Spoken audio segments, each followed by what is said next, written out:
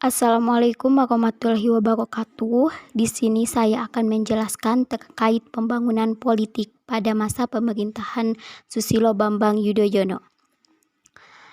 Pembangunan politik merupakan salah satu kajian dalam ilmu politik yang hadir sebagai suatu upaya untuk memahami perubahan sosial politik yang terjadi di negara-negara berkembang. Menurut Huntington berpendapat bahwa karakteristik pembangunan politik identik dengan modernisasi, sehingga dapat diartikan sebagai modernisasi politik. Beliau juga berpendapat terdapat 4 kriteria untuk mengukur perkembangan politik, yaitu rasionalisasi, nasionalisme, demokratisasi, dan mobilisasi. Menurut Myron Weiner, tujuan pembangunan politik adalah sebagai integrasi politik pemerintahan yang efisien, bersih, berwibawa, yang dimana di Indonesia sendiri tujuan tersebut terdapat pada garis-garis besar haluan negara atau GBHN. Untuk itu, kita harus mengenal dulu siapa sih Susilo Bambang Yudhoyono itu.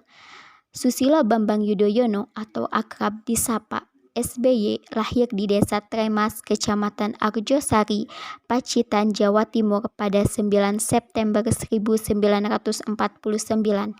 Beliau merupakan Presiden ke-6 Republik Indonesia yang pertama kali dipilih secara langsung oleh rakyat dalam proses pemilu presiden putaran kedua 20 September 2004. SBY menjabat sebagai Presiden Republik Indonesia selama 2 periode, yaitu 2004 sampai 2009 dan 2009 sampai 2014.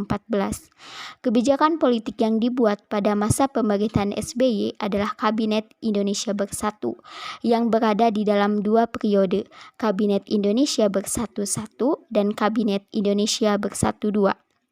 Pada era kepemimpinan SBY dikenal dengan selalu difokuskannya terhadap politik hubungan dengan luar negeri. Ideologi. Presiden Susilo Bambang Yudhoyono menegaskan Pancasila sebagai ideologi bangsa Indonesia.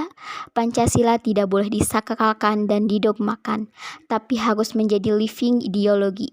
Menurut SBY, Pancasila adalah ideologi yang paling cocok bagi Indonesia dan merupakan ideologi paling bagus di antara berbagai negara.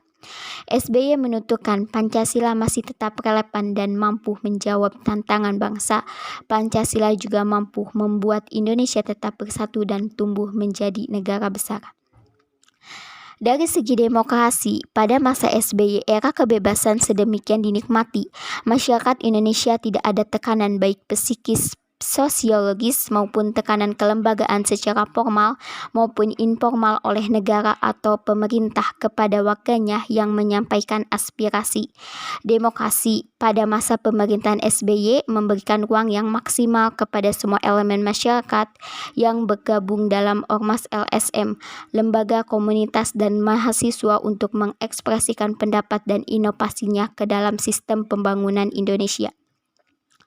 Untuk hubungan luar negeri di dalam kancah internasional, peran Indonesia tidak dipandang sebelah mata. Indonesia pada masa itu aktif di berbagai forum internasional seperti AFES dan Global Climate Change.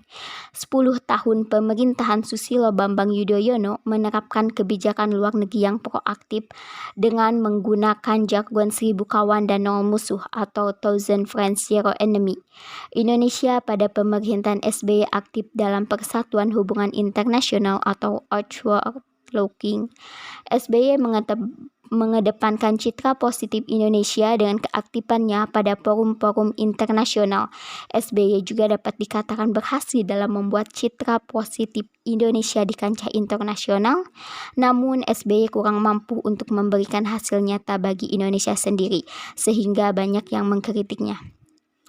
Untuk ekonomi, peranan ekonomi dalam politik sangat penting karena menjadi persyaratan. Bahkan menurut para ahli, ekonomi telah menunjukkan bahwa kondisi-kondisi sosial dan politik bisa memainkan peranan penting dalam menghambat atau meningkatkan pendapatan per kapita, sehingga pembangunan politik dipandang sebagai keadaan masyarakat politik yang dapat memperlancar pertumbuhan ekonomi. Zaman pemerintahan SBY, rasio utang dengan PDB turun, dicapai dalam jangka waktu 5 tahun. Hal yang menakutkan, dari sedemikian besar utang, hanya 0,3% saja yang dipergunakan oleh SBY untuk mensubsidi rakyat miskin, artinya upaya membantu masyarakat kecil melalui program BLT, PNPM, BOS, dan lain-lain memang benar-benar kecil nilainya. Pada masa pemerintahannya cenderung menyerahkan harga barang pada mekanisme pasar dan interaksi ekonomi domestiknya berwawasan internasional. Peranan investasi dalam produk domestik bruto atau PDB meningkat dari sebelumnya 23% menjadi 31% pada 2013. Ketiga adalah kinerja perbankan terus membaik dengan perkembangan aset rata-rata tumbuh 16,44%, dana pihak ketiga 15,88% dan kredit 21,62%.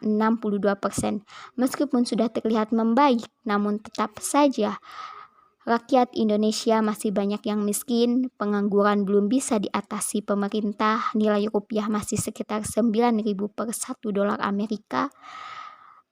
serta kemampuan daya beli masyarakat Indonesia masih rendah dan angka korupsi masih tinggi.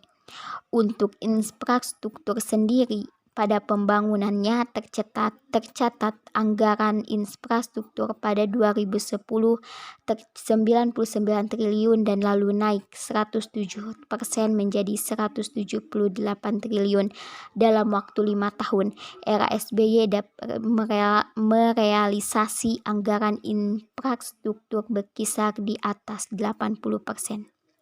Sekian yang dapat saya sampaikan. Mohon maaf bila ada kesalahan. Wassalamualaikum warahmatullahi wabarakatuh.